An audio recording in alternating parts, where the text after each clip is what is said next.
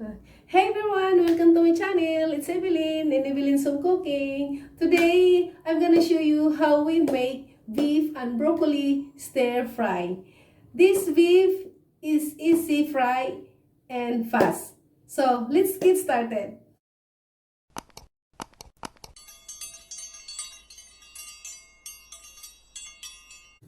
Okay, this is the superstar ingredients. 1 pound of flank stick. Cover it and put in the refrigerator for 30 minutes to make it easy to slice. Okay, next, in our mixing bowl, we will make our stir-fry sauce. We'll add in the mixing bowl for 1 teaspoon of grated fresh ginger and 2 teaspoons of garlic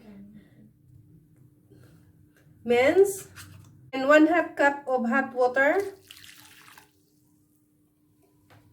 6 teaspoons of soy sauce, low sodium soy sauce, and 3 teaspoons of packed light brown sugar, 1.5 teaspoons of cornstarch, 1/4 teaspoon of black pepper, 2 teaspoons of sesame oil, and mix it together to combine. And then we will set aside.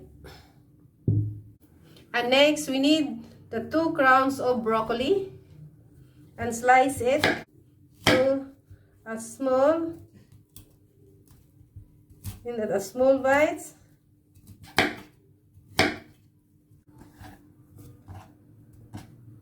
Okay, now we will set aside. And then we will take our beef in the refrigerator. Now, this is our beef, so we will cut it in a small bites. So we will cut it in a small bites.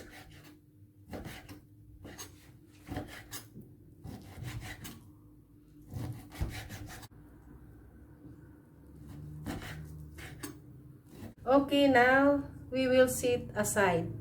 And the next, our broccoli we will wash, and then we will cook in our broccoli for 45 minutes.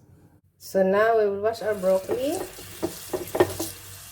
Okay. So now in a small pan, we will put 1 teaspoon of hot olive oil. And we will cook our broccoli.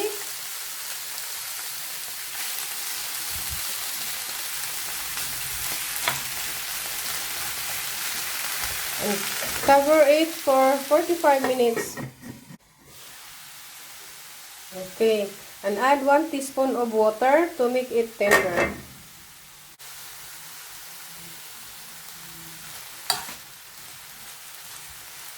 Okay, now if you see the broccoli, it's dark green, so you can transfer it into the bowl and put the fire low and add 1 teaspoon of olive oil in the pan.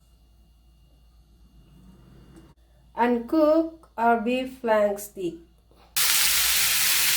And cook it into 3 to 4 minutes. And until the beef is cooked through. Okay, now we will try some to test for doneness. Okay.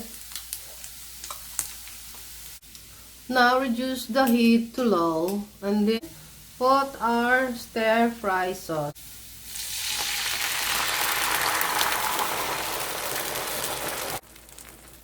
And cook it into 3 to 4 minutes. Okay, yeah.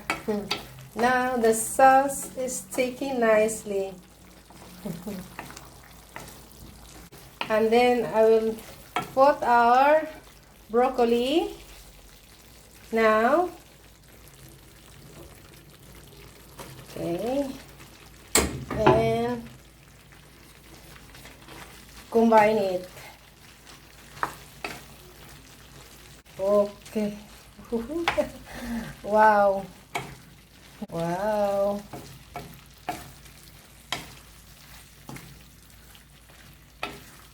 Looks delicious. Wow.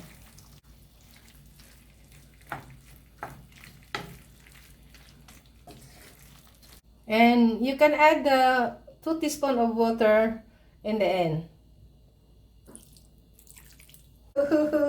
I'm so excited. BP, sushi, and delicious. Okay, alright. All I have to do is to test. Perfect.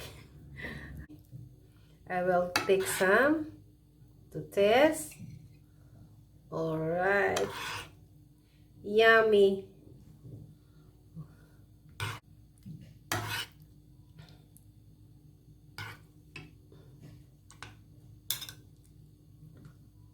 Mmm.